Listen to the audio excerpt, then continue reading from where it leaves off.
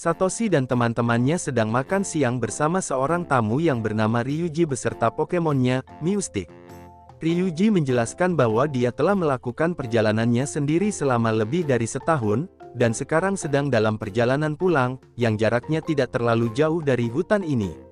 Ketika mereka sedang mengobrol, Citron memperhatikan adiknya yang belum memakan sayurannya, mendesaknya untuk melakukannya, karena Yurika tidak akan bisa menjadi trainer yang kuat, kalau tidak memakan sayur-sayuran. Yurika malah membantah perkataan kakaknya, dengan mengatakan bahwa terkadang Citron juga tidak mau makan sayur. Melihat hal tersebut, Ryuji meminta Yurika untuk mendengarkan perkataan kakaknya. Tapi ini juga membuatnya teringat dengan kakaknya sendiri. Akhirnya setelah didesak berulang kali, Yurika pun dengan terpaksa memakan sayur-sayuran tersebut. Saat Chespin mengumpulkan makanannya yang terhambur, dia melihat Mystic betina bersembunyi di balik semak-semak, yang langsung membuatnya jatuh cinta dan mengejarnya ke dalam hutan. Yurika yang memperhatikan hal ini, bergegas untuk mengejar Chespin. Begitu Yurika menemukan Chespin, dia menegur Pokemon itu, mengatakan sangat berbahaya jika lari ke dalam hutan. Sayangnya Yurika dan Chespin tidak ingat jalan mana yang mereka lalui tadi, dan kini tersesat di dalam hutan tersebut. Satoshi dan kawan-kawan menyadari Yurika dan Chespin yang menghilang. Setelah memperhatikan sayuran yang belum dimakan, Citron berasumsi bahwa adiknya itu kabur karena tidak mau makan sayur.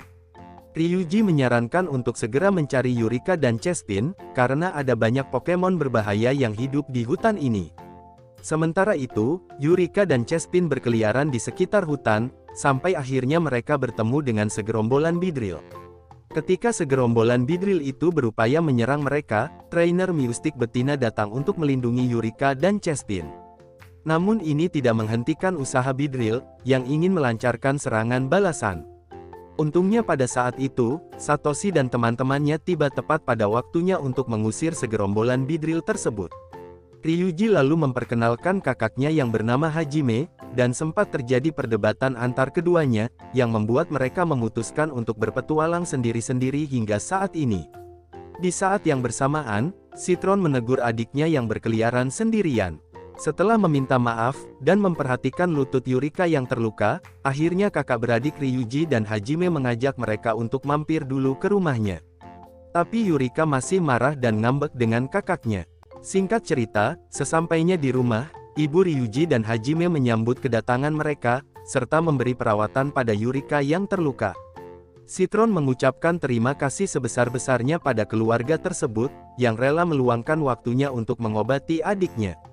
Beberapa saat kemudian, ayah Ryuji dan Hajime memasuki ruangan, menyatakan bahwa karena kedua anaknya itu sudah cukup dewasa, maka dia akan melakukan persidangan.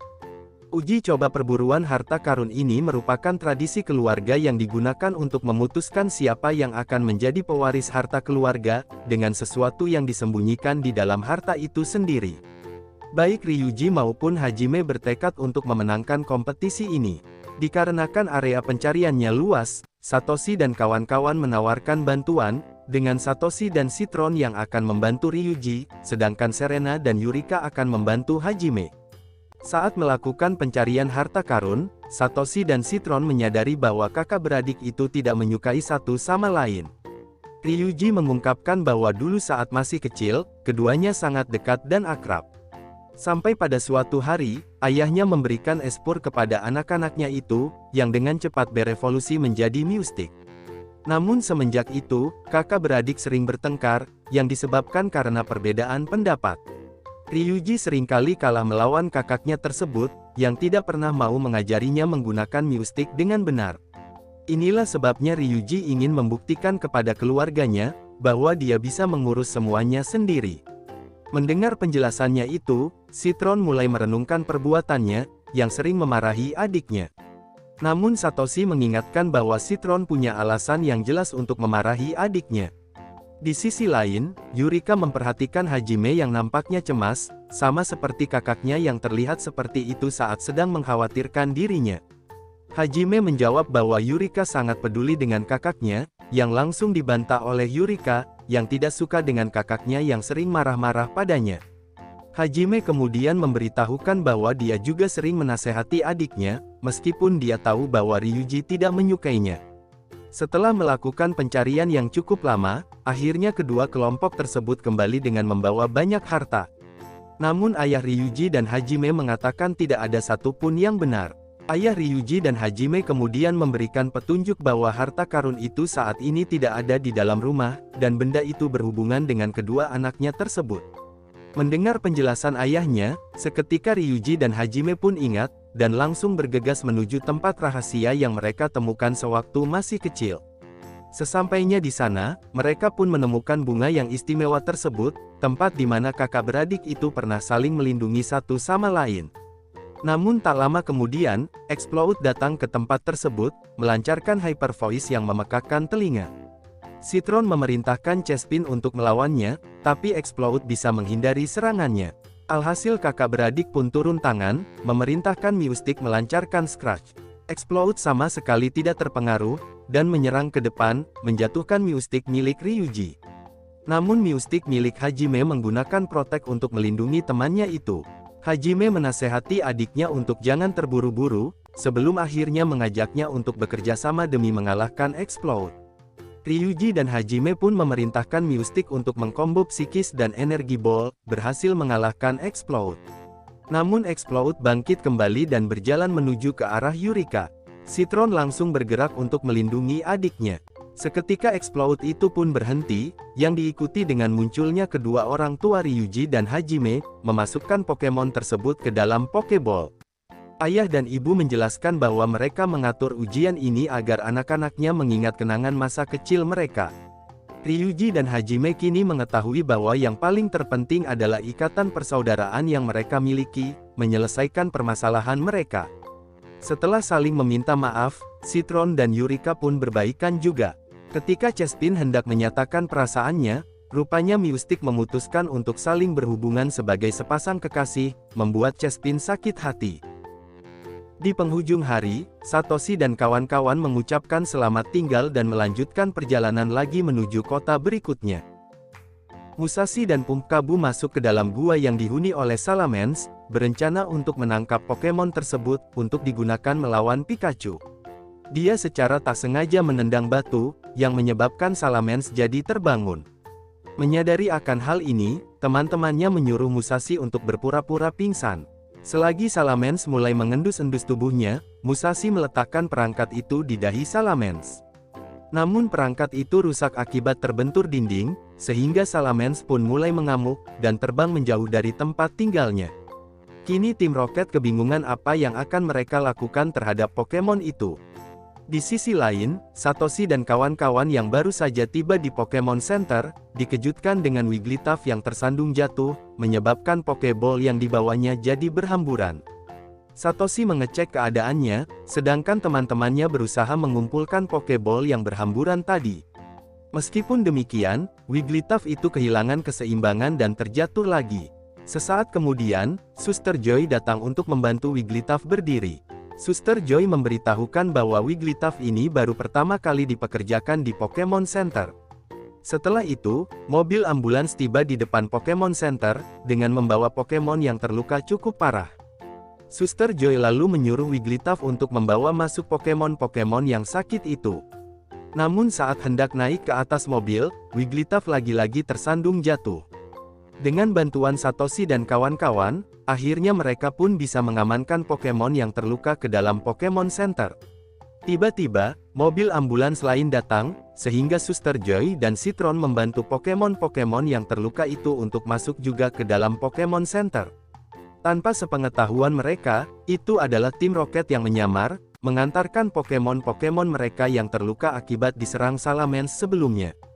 Saat masuk ke dalam, secara tak sengaja Citron malah bertabrakan dengan Wigglytuff, menyebabkan Nyasu yang ada di atas ranjang terlempar ke dinding. Tim Rocket mendekati Nyasu yang pingsan itu, melayangkan protes terhadap Pokemon Center yang memberikan pelayanan yang jelek. Suster Joy meminta maaf, berupaya menjelaskan bahwa Wigglytuff ini adalah anggota baru Pokemon Center. Tak berselang lama, mobil ambulans lainnya datang membawa Pokemon yang terluka lagi. Setelah menunggu beberapa menit, akhirnya Wigglytuff datang membawa Pokemon yang sudah sembuh. Namun kecerobohannya menyebabkan Pokemon itu hampir saja jatuh, sebelum akhirnya ditangkap oleh trainernya. Satoshi dan kawan-kawan kemudian bertanya tentang apa yang terjadi.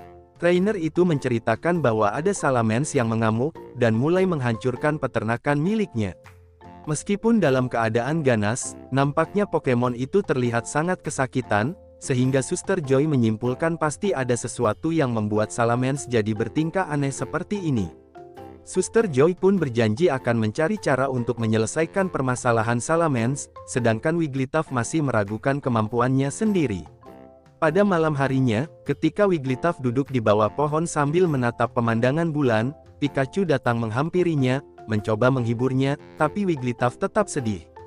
Tim Rocket mengawasi dari balik semak-semak, berencana untuk menangkap Pokemon tersebut. Namun mengurungkan niatnya ketika Satoshi datang menghampiri Pikachu dan Wigglytuff. Satoshi menyemangati Wigglytuff untuk memberikan yang terbaik, karena Suster Joy dan keseluruhan Pokemon Center bergantung padanya, sehingga Wigglytuff pun kembali ceria dan berusaha untuk menjalankan tugasnya sebaik mungkin. Meskipun begitu, Satoshi dan kawan-kawan mengkhawatirkan Wigglytuff, yang dikhawatirkan akan kehilangan jati dirinya karena merasa gagal terus. Setelahnya Yurika yang mengambil buku dongeng dari rak, membaca cerita mengenai Wigglytuff. Dahulu kala, ada Flygon yang menyebabkan kerusakan di desa. Wigglytuff kemudian muncul dan berusaha melawan Pokemon tersebut, serta menyembuhkan Pokemon-Pokemon yang terluka, memulihkan kedamaian di daerah tersebut. Semenjak itu, Wigglytuff dipercaya sebagai Pokemon yang akan membantu seluruh kegiatan yang ada di Pokemon Center. Setelah mendengar legenda tentang dirinya sendiri, Wigglytuff mulai menangis karena terharu. Wigglytuff berlari menghampiri Suster Joy, meskipun terjatuh lagi. Suster Joy memintanya untuk memberikan yang terbaik, karena Pokemon Center diciptakan untuk menyembuhkan Pokemon-Pokemon yang terluka. Keesokan harinya, Citron mempersembahkan mesin motivasi, yang akan memberikan kinerja terbaik bagi yang memakainya. Citron meletakkannya di atas kepala adiknya, yang anehnya sama sekali tidak berpengaruh apa-apa. Setelah diletakkan di atas kepala Wigglytuff, Pokemon itu mulai bergerak tak terkendali, dan jatuh lagi, sebelum akhirnya mesin itu meledak dengan sendirinya. Tak lama kemudian, tim Rocket datang, meminta mereka untuk menyerahkan Pikachu dan Wigglytuff, yang rencananya akan dirawat setelah terkena ledakan.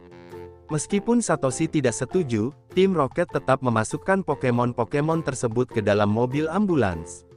Tim Rocket kemudian membongkar penyamaran mereka, yang membuat Satoshi dan kawan-kawan terkejut dengan apa yang mereka lakukan. Pikachu melancarkan Thunderbolt, tapi tim Rocket melapisi mobil ambulans itu dengan bahan anti-listrik. Setelah itu tim Rocket pun kabur, mendorong Satoshi dan kawan-kawan untuk mengejar mereka.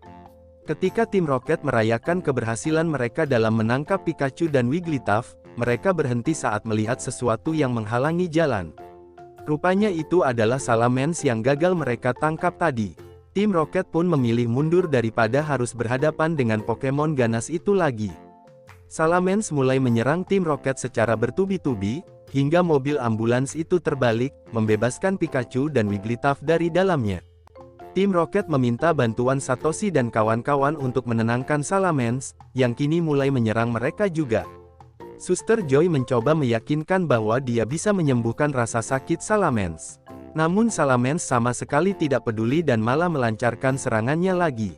Setelah mengingat Suster Joy yang selalu membelanya dalam keadaan apapun, Wigglytuff memberanikan diri untuk melindunginya. Satoshi segera menarik Suster Joy menjauh, selagi Wigglytuff berhadapan melawan Salamence. Salamence menyemburkan api ke arahnya, namun Wigglytuff terus berjalan tanpa kesakitan sedikit pun, mengingat Pokemon tipe naga tidak akan berpengaruh terhadap Pokemon tipe peri. Wigglytuff kemudian menggunakan Hell Pulse untuk menyembuhkan serta menenangkan Salamence. Setelahnya Satoshi mengambil perangkat yang tertempel di dahi Salamence. Tim Rocket merasa lega dengan hal ini, tapi Salamence yang masih dendam pada mereka, melancarkan serangannya lagi ke arah tim Rocket. Suster Joy berterima kasih kepada Satoshi dan kawan-kawan, yang mana berkat mereka kini Wigglytuff bisa menjalankan tugasnya dengan sangat baik. Wigglytuff pun sangat terharu dengan kebaikan hati Suster Joy, yang secara resmi menjadikannya sebagai asistennya, sehingga Satoshi dan kawan-kawan kini bisa melanjutkan perjalanan mereka lagi.